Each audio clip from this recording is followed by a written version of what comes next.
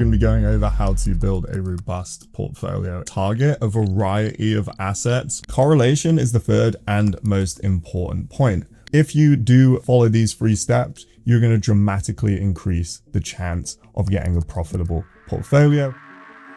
Hey guys, today we're going to be going over how to build a robust portfolio in SQX. This is more on the actual portfolio itself, not about creating it and how to structure it. So there's 3 main points that I kind of want to get across, and it will dramatically help the performance on your portfolio. So the first main point is you're going to want to target a variety of assets, not just, one asset class like stocks or currencies or metal.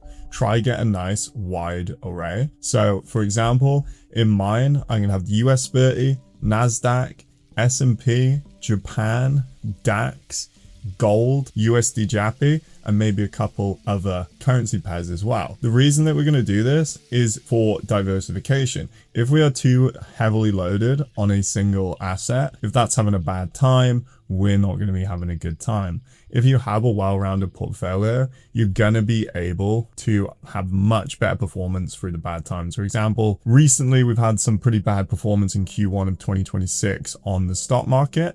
Having some diversification onto currencies and metals has definitely been a helping hand during that time to kind of minimize that drawdown that you experience and help that comeback be much stronger. There's kind of no downside to trying to increase the diversification on your portfolio. It only really has upside. If you just build on one asset class like the NASDAQ, you can have like incredibly good performance, but when it comes tumbling down, it is going to come down pretty quickly and pretty hard. So it's going to be a lot more volatile. If you have that asset diversification, the curve is going to be a lot more steady and a lot more appealing to your average investor. The second point is to build across a few time frames. The reason that I say this is because if you are too reliant on just like swing trading, when we enter markets like we have in Q1 2026, where it's been very bearish, there's been a lot of breakouts that are faked, it hasn't been very, intuitive to swing trading. If you were trying to swing trade, you're going to get into a little bit of profit, then the market's going to come tumbling down, due to some news event. So having this diversification of where you can take advantage of these smaller, medium and large swings instead of just being totally reliant on one of them is definitely a huge helping hand. One of the things that I do is build on M15, H1, and H4. However, I'm going to put less risk on the M15 side of things. Just because it's a little bit more scalping, they're a little bit more erratic, and they're going to be trading more frequently, I wouldn't want them to have the same risk as I put on like a H4 trade.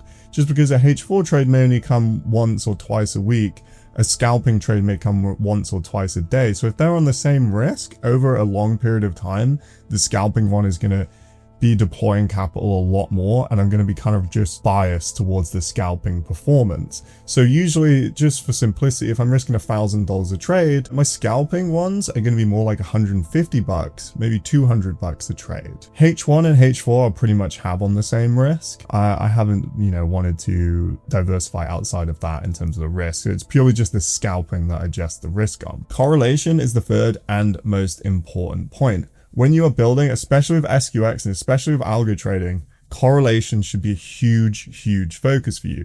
When you have all these tools that can help you with correlation, and in data mining, we don't really have like a drought of strategies. We can always build more strategies. We don't have to go with the ones we have built already. We can just kick them out because they're too correlated. For example, I'm usually trying to target below 0.3 correlation on the monthly and daily. In the monthly, it is a lot more tied to the general performance of the index, so it's a little bit tougher, but day-to-day correlation is really good for trying to determine if they're going to be in the trades at the same time. I try to cover all bases by checking both the monthly and the daily.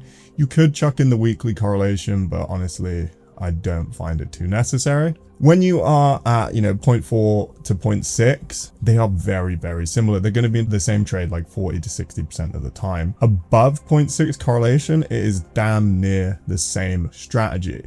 At that point, if you have, especially if you approach algo and portfolio building with more EAs, such as 20 or 25 EAs, if you have high correlation between them, let's say you have 5 on the NASDAQ and you have 60% correlation, you can become very quickly over leveraged into your position. This is why it is super, super important to keep the correlation low. It is also going to help kind of get you different trades to take. If you aren't just taking the same similar trades all of the time, your algorithm is going to be looking at kind of different places, not just looking for similar signals. So it also means when you launch your EAs live, not all of them are going to work. But if you have 10 of them, for example, and they're highly correlated, if that portfolio doesn't work, most of them are going to fail and most of them are going to need to be kicked out and you're going to have to start from square one. But if you have 10 strategies that are pretty damn uncorrelated, such as 0.2, when it comes to monitoring their performance, they are going to be drastically different. If one of them fails, the rest of them are unlikely to be failing due to the same reasons. They could also be bad strategies, but because they are uncorrelated, you're increasing your chances of having some EAs left. As you should know, when you approach portfolio building, the first 2 to 4 months are mostly about data collection. When you launch like 10 EAs, for example, not all of them are going to work. No matter how good your back testing is, your out of sample, your holdout, your robustness validation, no matter how good that is, you are never going to get 100% hit rate.